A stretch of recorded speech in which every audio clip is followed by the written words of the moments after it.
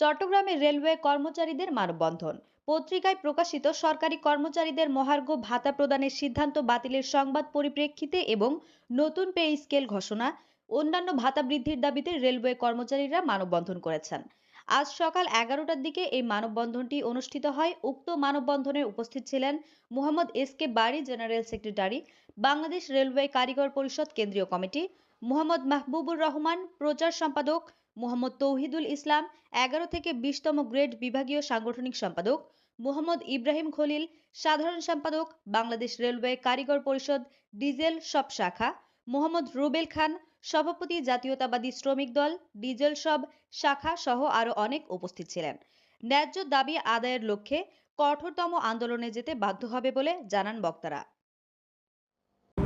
একটা নাস্তা 10 থেকে 15 টাকা, তাহলে 200 টাকা যদি একটা রেল স্টাফকে টিফিন ভাতা যদি দেওয়া হয় মাস শেষে, এটা আপনাদের মাধ্যমে আমরা সরকার মহোদয়কে জানাতে চাই যে এটা আপনাদের বিবেক থেকে আপনারা প্রশ্ন করেন।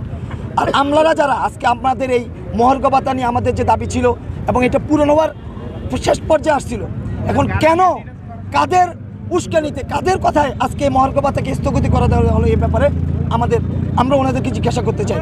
আপনারা যে বাজারে যান, আমরা সে বাজারে যাই। আপনার সন্তানটাকে আপনি ইংলিশ মিডিয়ামে 15-20 হাজার টাকা খরচ করে পড়াতে চাচ্ছেন, আমাদের কি মন চায় না? আমরা সেভাবে ন্যূনতম বেতনটাও কি আমরা আশা করতে পারি না সরকারের কাছে?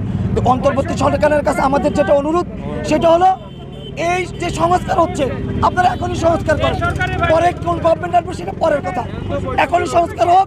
রেল কর্মচারীদের যে প্রাণের দাবি, আমাদের এই দাবি হলো মহার্ঘ ভাতা দিতে হবে, 50% মহার্ঘ ভাতা আমাদেরকে দিতে হবে। এটা হলো আমাদের দাবি। যদি কোনো ক্ষেত্রে আদায় না হয়, সেই ক্ষেত্রে আপনাদের করণীয় কি থাকবে, কর্মসূচি? আমরা সর্বস্তরের সকল ট্রেড ইউনিয়নের সাথে পরামর্শ করে সামনের যে কর্মসূচি আসবে, আমরা কঠোর থেকে কঠোর কর্মসূচি ঘোষণা করব। আমাদের পরিষ্কার মেসেজ, আমরা কোনো গভর্নমেন্টকে বেকার দায় ফেলার জন্য এই আন্দোলন করছি না। আমরা আমাদের পেটের দায়ে, যেমন মা বাপ যদি ভাত না দেয়, ছেলে মেয়েরা মা বাপকে গালি দেয়, ঠিক আমরাও আমাদের পেটের দায়ে আমরা মাঠে নামছি। আমাদের সংসার চলতেছে না, সংসার চলার জন্য যা যা আমাদের দরকার ন্যূনতম সেই ব্যবস্থা যদি সরকার করে, যেই সরকার থাকে আমরা তাকে জিন্দাবাদ করি।